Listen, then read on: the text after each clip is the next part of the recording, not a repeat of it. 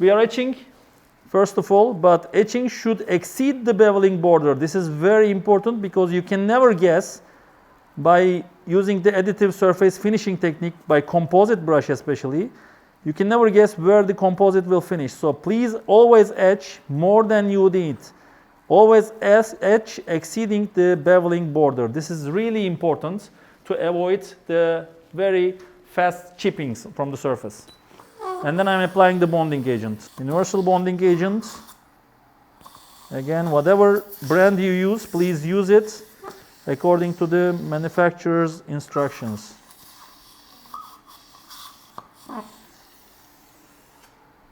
Okay. Air pressure.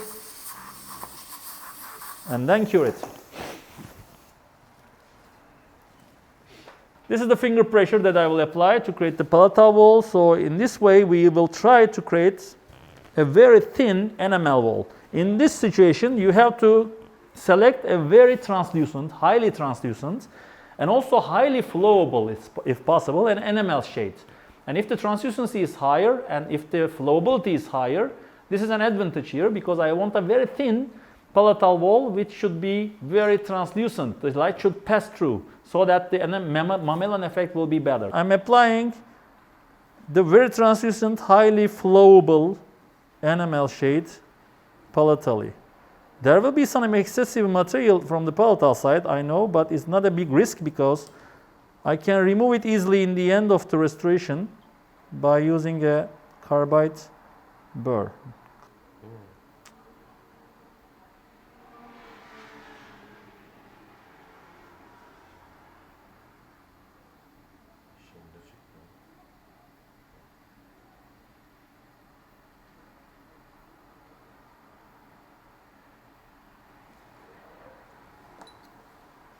I applied a little bit more because I'm planning to make it a little bit longer because then I can adjust it accordingly and this should be the wall. Please cure it. We have to make it a little bit shorter.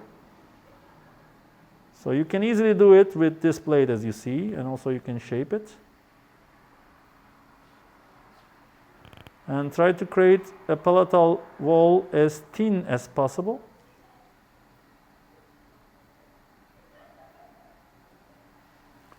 Yes, this is a good palatal wall. It will work for us.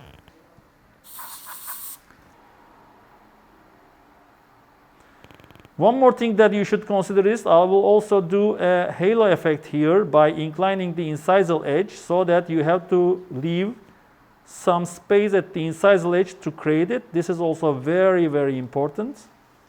So please also consider this.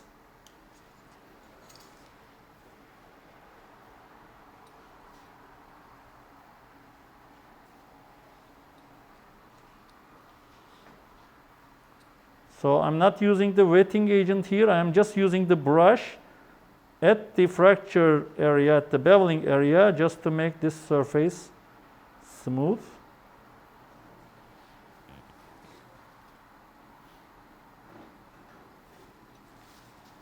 Kımıldama.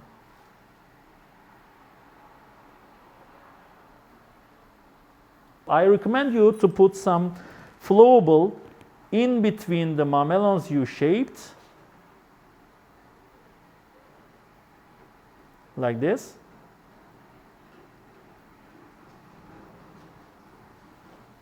Then you have to remove the rest, the excessive, with clean applicators by doing this kind of an action, because the top surface will be covered with a paste enamel. Now it is time to cover the surface with enamel. After that, I will cover the rest of the surface with this one. So like we do with the monochromatic restorations, the brush will work here. And then during the finishing and polishing, we will remove the excessive from the surface.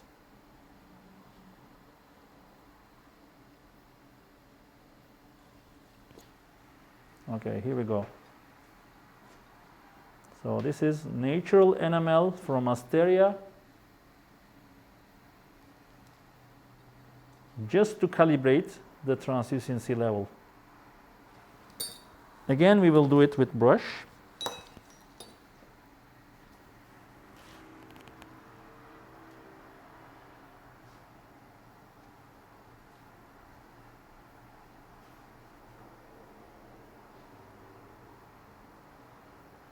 Always using the brush continuously to make the surface smooth, so that it will be very useful for us during the finishing and especially polishing. The first thing for the finishing and polishing, always shaping, contouring the restoration. So I always use a mid-grit disc for that, always checking the reference and trying to copy it to my restoration. So always checking part to part. For example, the mesial part, the distal part,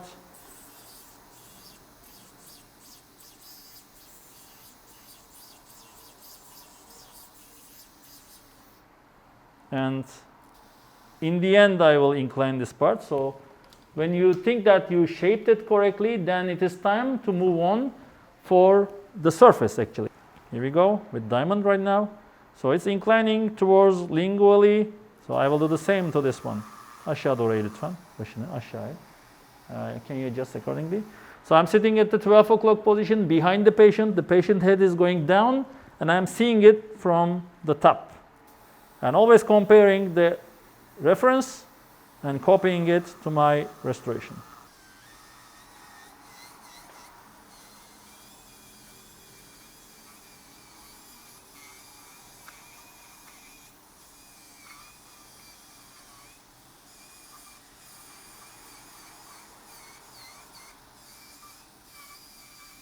And the last part will be the cotton burr.